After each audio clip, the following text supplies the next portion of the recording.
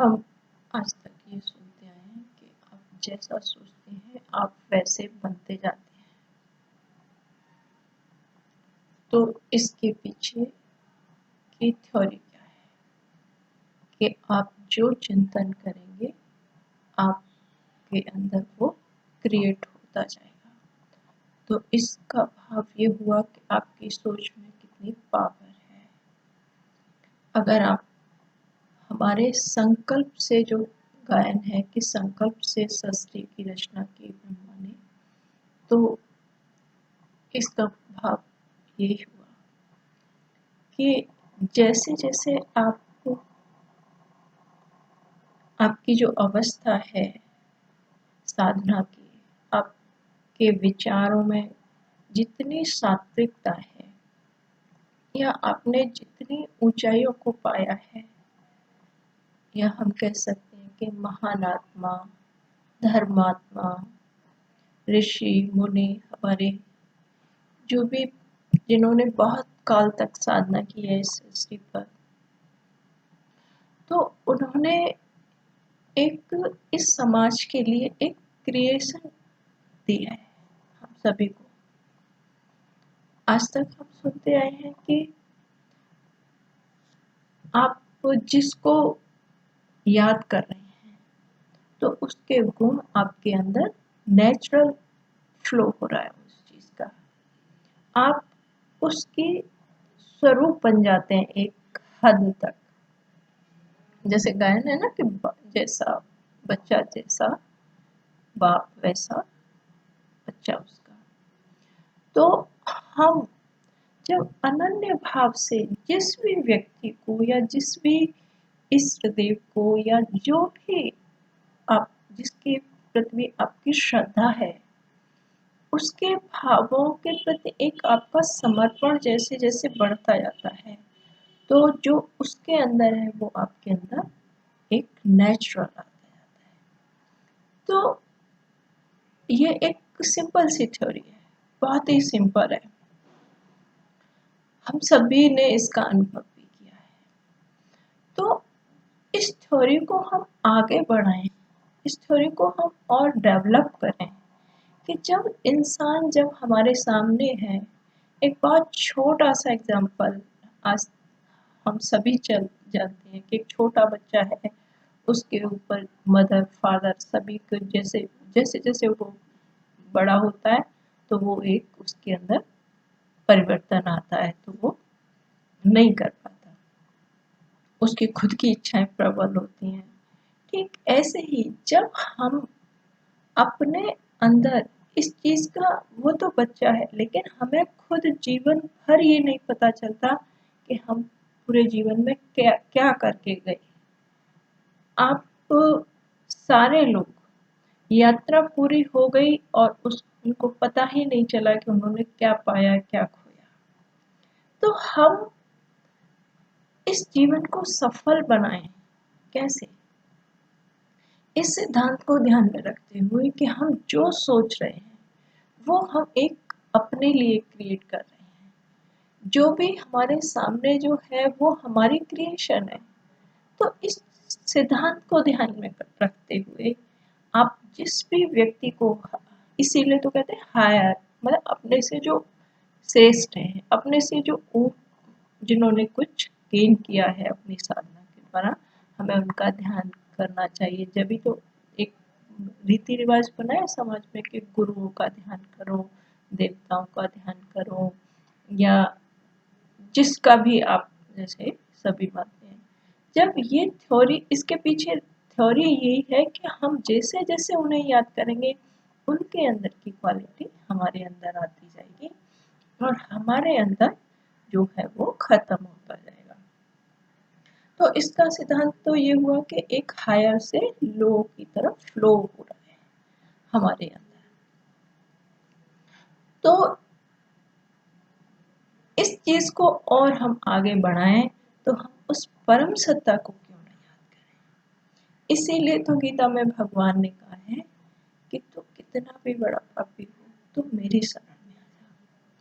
इसी सिद्धांत को हम ध्यान में रखते हुए इस इक्वेशन को हम जीवन में लागू करें कि उस परम सत्ता को, उस गहराई से, उस सच्चाई से, उस ईमानदारी से, उस परम सत्य को, उस सदा सत्य को अपने जीवन में लाएं। जब आप जीवन में लाएंगे तो आप जन्म जन्मांतर से मुक्त हो जाएंगे, इन दुखों से, अशांति से, जिनको आज आत्मा सफर कर रही है। आप कितने ही धर्मात्माओं, महान आत्माओं के पास जितना भी एक अल्पकालिक, मतलब थोड़े समय के लिए आपका कष्ट दूर हो सकता है। जैसे आप कहते हैं ना, कोई बीमारी हुई, डॉक्टर की दवाई खाई, है ना, फिर दोबारा हो जाएगा। लेकिन जब आप जीवन में परमात्मा से जुड़ जाएंगे तो जो वो तो एक फिजिकल है, फिजिकल बीमारियों के लिए जैसे है।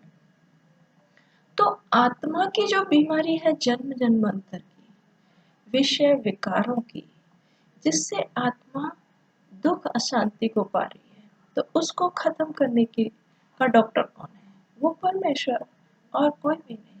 क्योंकि जिनके भी पास जाते हैं वो खुद उसको सफर कर रहे हैं, तो वो आपको क्या इलाज देंगे? एक बात सत्य है लेकिन कड़वी है, 100% सत्य, कि हर आत्मा सफर कर रही है। तो आपको एक ईश्वर से प्रार्थना करनी चाहिए कि परमेश्वर, आपको ही सदा कहते हैं कि आप ही सर्वगुण संपन्न हैं, सदा पवित्र हैं, उनके अंदर कोई विकार नहीं है। जब हमारा कनेक्शन उस परमेश्वर से हो जाएगा तो हमें, जैसे कहें कि एक अच्छा डॉक्टर, एक अच्छा प्रोफेसर, वो हमारे अज्ञान के अंधेरे को खत्म करेगा, हमें ज्ञान के प्रकाश में लाएगा। एक जो निर्मल आत्मा है उसे सर्व शक्तियों से संपन्न बनाएंगे, वो परमेश्वर है। तो इस थ्योरी को ध्यान में रखते हुए हम उस परमेश्वर से क्यों न अपना कनेक्शन जोड़ें, उस परमेश्वर को अपने जीवन में क्यों न सम्मिलित करें। इसे ही हम, आपने देखा है कि बहुत सारे धर्म हैं, इतना विस्तार है, लेकिन परमात्मा का कनेक्शन नहीं है, परमात्मा से जुड़ाव नहीं है। सिर्फ एक जो उनके जीवन में दुख है, अशांति है, उसको खत्म कर किया, एक सीढ़ी है, उसे गेन किया, ठीक है, अच्छा है।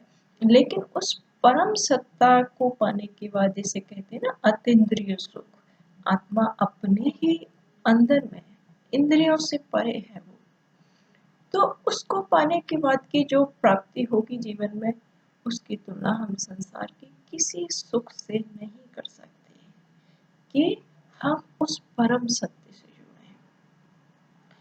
दूसरा, आप देखेंगे कि जैसे जैसे आप उस परम सत्य से जुड़ेंगे तो जो वो है उसके लिए क्या कहा जाता है? वो अनंत है, अनादि है, अविनाशी है, उसका पार किसी ने नहीं पाया।